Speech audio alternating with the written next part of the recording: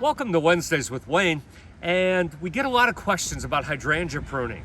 It's a chilly day in April, and March or April is a perfect time to start pruning your hydrangeas and getting them ready for the coming season. The first question, and the most important, is to know what type of hydrangea you have.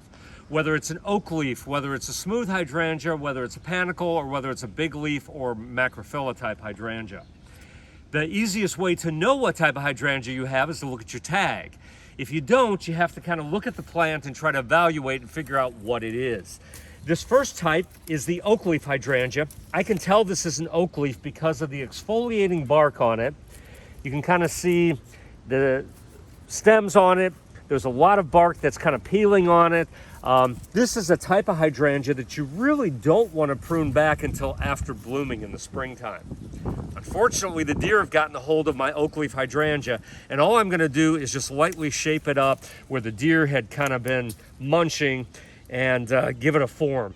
But really, you leave it up because the buds for the coming year are already formed in the fall. The second type of hydrangea is the arborescens, or the smooth hydrangea, and I can tell this because of the relatively flat flower to it. These are types of hydrangeas like Incredible, the Invincible series, Annabelle. And this type of hydrangea, we're going to do the pruning very close to the ground. We're going to cut the stems about 6 to 12 inches above the ground. We could even take a pair of hedge trimmers to this. I'm actually cutting just above a bud, and I'm going to trim up the entire plant like this. It will rejuvenate itself, and it's going to be a great looking plant for the season. My next type is a panicle type hydrangea, and I'm going to go on to the tree type of hydrangea. This is a quick fire, trained to be in a tree form. You can see what I've done here is shape this out. I'm cutting again, angle cuts, slightly above where I cut it the previous year, and I'm picking a shape to it. I can tell this is a panicle hydrangea just again because of the type of flower that I'm seeing here. So this is a panicle one, and we never want to cut panicle ones to the ground, and we don't want to cut this too terribly severely. We want to kind of shape it. I would say cut off about 1/3 of the plant. And again, this is a quick fire hydrangea tree form. This can also be done with the limelight tree form. This is one of the macrophylla type hydrangeas, and it was actually one that has both fertile and sterile flowers, so you can kind of see the flowers that are spent there.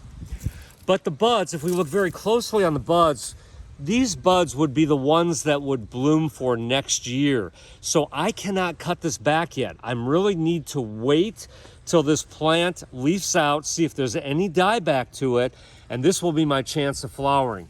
So many times the big leaf or the macrophylla types like Endless Summer in our area are very unreliable with blooming from year to year. So therefore, again, I don't want to cut this back until I see what comes out and what does not, and then I'll cut back the dead on it, and these buds will be viable if perchance it is going to flower for the coming year.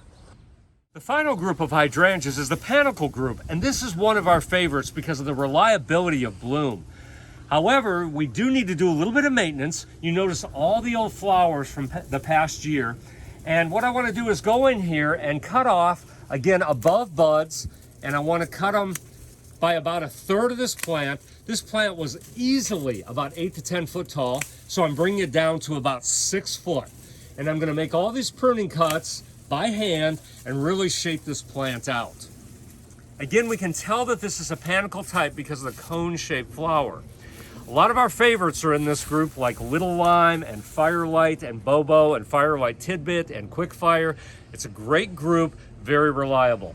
This was a Little Lime, and you can see it again. This was last year. After it was pruned, it was full of flowers.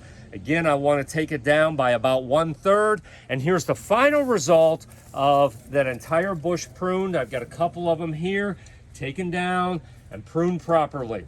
So thank you for joining Wednesdays with Wayne, sponsored by Niemeyer's Landscape Supply. And remember, beautiful landscapes start here.